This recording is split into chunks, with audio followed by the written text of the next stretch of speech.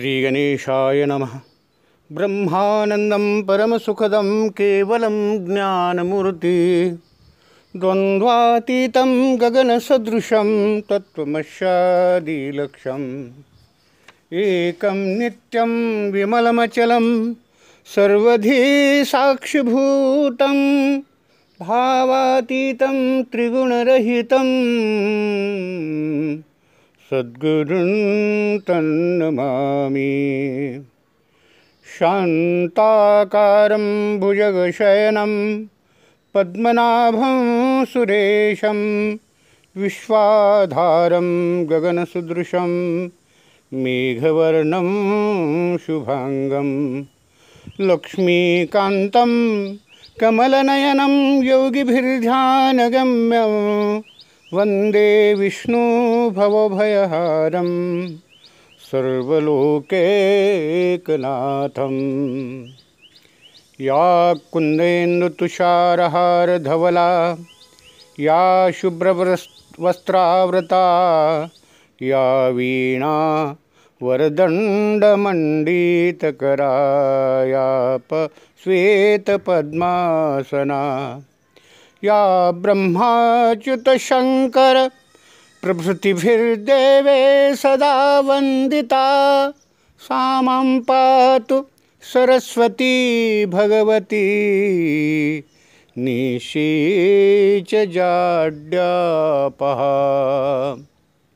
गुरुर्ब्रह्मा गुरुर्विष्णु गुरुर्देवो महेश्वरा गुरु साक्षात् परब्रह्म तस्मै श्री गुरवे नमः। तस्मै श्री गुरवे नमः। तस्मै श्री गुरवे नमः।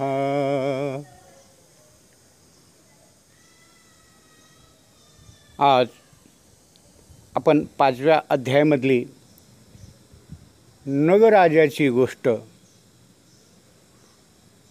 कथा आपण ऐकणार आहोत। पहिल्या प्रथम नागनाथ काजळे स्वामी यांचा अखंड शिवनाम सप्ताह समिती आणि जे या ग्रुपचे सभासद आहेत, सदस्य आहेत, त्यांना सप्रेम शिवशरणार्थ। श्री गणेशाय नमः, श्री सरस्वते नमः, श्री गोपाल कृष्णाय नमः, श्री सांब सदाशिवाय नमः, श्री गुरुभ्यो नमः। सूत पुराणिकाच्या रसाळवाणीतून अधिक मासाचे महात्म्य श्रवण करताना ऋषीवरांचा श्रोतृवर्ग पूर्णपणे भारावून गेला होता। प्रत्येकाचे मन हे आनंदाने भरून येत होतं। कथा निवेदनाचा प्रवास पुढे पुढे चालू होता। लक्ष्मीनारायणाच्या मधुर संवादातून कथा पुढे सरकत होती। गोमातेची पवित्रता, तिच्या उदरातला देवदेवतांचा निवास, गोपूजनाचे महत्त्व आणि त्यामुळे लावणारा पुण्याचा ठेवा हे सारे सांगून झाल्यावर नारायण म्हणतात, देवी, गोदानालाही मोठं महत्त्व आहे। नृगराजाच्या हातून नकळत गोदानाच्या कामात एक छोटीशी चूक घडली होती आणि त्याला खूप मोठी शिक्षाही भोगावी लागली। भगवान विष्णूच्या ह्या बोलण्याने लक्ष्मी मातेच्या मनात ती राजाची कथा ऐकण्याची उत्कट इच्छा निर्माण झाली। लक्ष्मीने आपल्या मनातली ती कथा श्रवणाची इच्छा बोलून दाखवताच विष्णू तिला ती कथा सांगू लागले। देवी, नग नावाच्या एका राजाने आपल्याला पुण्य मिळावं म्हणून अधिक मासात एक गाय एका उपाध्यायाला ब्राह्मणाला दान दिली। गोदानाचे पाणी हातावर घेताच तो बिचारा गरीब ब्राह्मण सुखावला, कारण त्याच्या लेकरा बाळांना आता दूध मिळणार होतं। राजाने दिलेली ती गाय घेऊन तो आनंदाने आपल्या घरी परत आला। त्याने ती गाय दारातच बांधून ठेवली आणि सुख स्वप्ने पाहत तो ब्राह्मण रात्री झोपी गेला। सकाळी उठून तो ब्राह्मण पाहतो तो काय, राजाने दान दिलेली ती गाय दावे तोडून निघून गेली होती। ती दान मिळालेली आपली गाय कुठे गेली ह्याचा शोध घ्यायला तो ब्राह्मण बाहेर निघाला। खरं तर ती गाय त्या ब्राह्मणाच्या दारातून दावं तोडून जी पळाली ती सरळ गेली होती नगराजाच्याच गोशाळेमध्ये, आपल्या जुन्या घरात. पण झालं काय की दुसऱ्या दिवशी नकळत नगराजाने आपल्या अधिक मास निमित्ताने रोज एक गाय ब्राह्मणाला दान देण्याच्या वृत्तानुसार तीच गाय दुसऱ्या एका ब्राह्मणाला दान दिली. तो ब्राह्मण राजाने दान दिलेली गाय घेऊन आपल्या घराकडे परतत असतानाच त्या पहिल्या ब्राह्मणाने दुसऱ्याच ब्राह्मणाच्या हाती आपली गाय पाहिली. तो म्हणाला, काय रे, तू तर ज्ञानी ब्राह्मण दिसतोस आणि हे असलं निंदनीय चोरीचं कर्म करतोस. चोरतोस ते चोरतोस, पण काय तर मला दान मिळालेली गाय, चल दे माझी गाय मला परत दे. कालच नगराजाने मला ही गाय दान दिली होती. रात्री मी दारात बांधून झोपलो, तू रात्री येऊन ती चोरलीस, खरं आहे ना हे? असे म्हणून तो त्या दुसऱ्या ब्राह्मणाच्या हातातील ती गाय मागू लागला.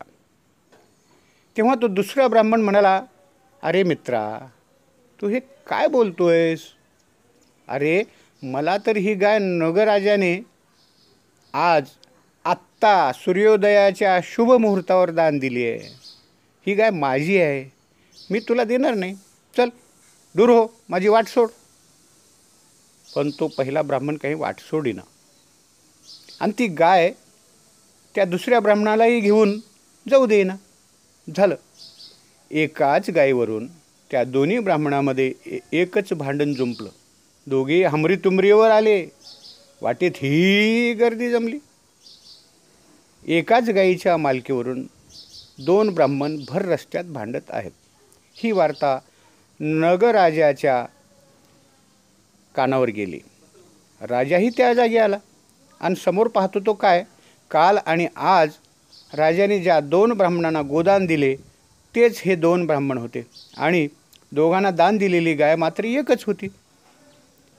त्या ब्राह्मणांना आणि त्या गाईला नीट ओळखल्यानंतर राजाच्या लक्षात ही गोष्ट आली की चुकून आपण एकच गाय दोन ब्राह्मणांना दान केली आहे.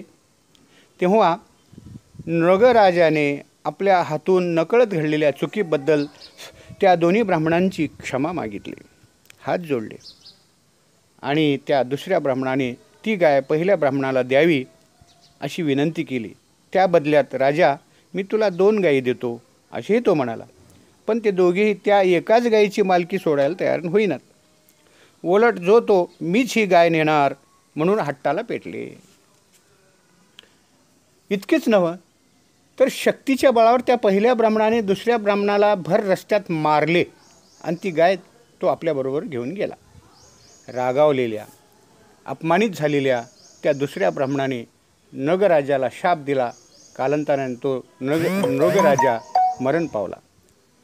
यमराजाच्या पुढ्यात जेव्हा त्या राजाच्या पापपुण्याचा पाडा वाचला गेला तेव्हा अधिक महिन्यात एक गाय 2 ब्राह्मणांना दान केली ह्या चुकीबद्दल यमराजाने त्याला एका सरड्याचे रूप दिले आणि जंगलातील एका कोरड्या विहिरीत ढकलून दिले. तो नगराजा त्या सरड्याच्या रूपात अनेक वर्ष दुःख भोगीत त्या विहिरीत पडून राहिला. अरे बाप रे, या एका एवढ्याशा नकळत घडलेल्या चुकीबद्दल ही एवढी मोठी शिक्षा? स्वामी, त्या राजाची त्या सरड्याच्या जन्मातून सुटका झाली का नाही? लक्ष्मीने कळवळून नारायणांना विचारलं. देवी, अगं, राजाच्या हातून जी चूक झाली त्याबद्दल राजाला शिक्षा ही झालीच. तो सरडा होऊन विहिरीत पडला. पण काय स्वामी, त्या राजाच्या हातून काहीच पुण्य घडलं नव्हतं का? लक्ष्मीने विचारलं. नाही, कसं घडलं होतं? अधिक महिन्यात नगराजा गोदान करत होता ना, त्या पुण्याईच्या जोरावर श्रीकृष्णाच्या हातूनच त्या राजाचा उद्धार झाला. कृष्णाच्या हातून राजाचा उद्धार तो केव्हा आणि कसा झाला सांगा बरं, असं लक्ष्मीनं विचारलेल्या प्रश्नाचे उत्तर देताना विष्णू भगवान म्हणाले, देवी, नगराजा सरडा होऊन ज्या कोरड्या विहिरीत पडला त्या विहिरीजवळ श्रीकृष्णांची सांब, प्रद्युम्न ही मुलं आणि त्यांची काही सवंगडी हे खेळत खेळत आले. त्यांच्यातील एकाने विहिरीत डोकावून पाहिलं तर त्याला तो भला मोठा सरडा दिसला. त्याने इतरांनाही तो सरडा दाखवला. मुलांना त्या कोरड्या विहिरीत पडलेल्या सरड्याबद्दल दया आली. त्यांनी त्या सरड्याला वर काढण्याचा प्रयत्न केला, पण त्यांना काही ते शक्य झालं नाही. मुलामार्फत ती गोष्ट श्रीकृष्णाला समजताच श्रीकृष्ण धावला आणि त्या सरड्याला आपल्या हातानं बाहेर काढलं. श्रीकृष्ण कृपेचा तो दयार्द्र स्पर्श घडला मात्र, आणि एक नवल घडलं. बघता बघता त्या सरड्याचं रूप बदललं आणि त्या सरड्याच्या शरीरातून एक दिव्य पुरुष प्रकट झाला. आपल्या उद्धारकर्त्याचे आभार मानत तो म्हणाला, भगवंता, मी गतजन्मीचा नगराजा. मी अधिक महिन्यात गोदानाचं जे व्रत करत होतो त्यात चुकून माझ्या हातून एकच गाय 2 ब्राह्मणांना दान दिली गेली. ज्या ब्राह्मणाला त्या गोदानाला वंचित व्हावं लागलं त्याच्या शापानंच मला हा असा पुढील जन्म घ्यावा लागला. मात्र त्या पापाबरोबर माझ्या हातून पुरुषोत्तम मासात जे गोदान पुण्य घडलं त्यामुळेच आज मला तुझी भेट घडली, तुझा स्पर्श घडला आणि माझा ह्या सरड्याच्या जन्मातून उद्धारही झाला. खरंच देवा, अधिक मासातील गोदानाची पुण्य खरंच मोठी आहे. ह्याची साक्ष पटली मला आज. धन्य आहेस तो भक्तवत्सला, धन्य आहेस. आणि धन्य आहे तो पुण्यवान अधिक मासही. इतकं बोलून तो दिव्य पुरुष आकाशमार्गाने स्वर्गलोकी निघून गेला. देवी, आता तरी कळलं ना ह्या अधिक मासाचं आणि त्यातील पुण्यकर्माचं फळ. म्हणून या अधिक मासात अधिकाधिक जो व्रत करतो आणि त्याचं फळ मिळवतो तो पुण्यवान ठरतो. म्हणून सज्जनानो, या अधिक मासाचं पुण्य आपल्या पदरात कसं पाडून घ्यायचं ते आपणच स्वतः ठरवायचं आहे. या ठिकाणी आज एवढंच. धन्यवाद. ओम शांती शांती शांती.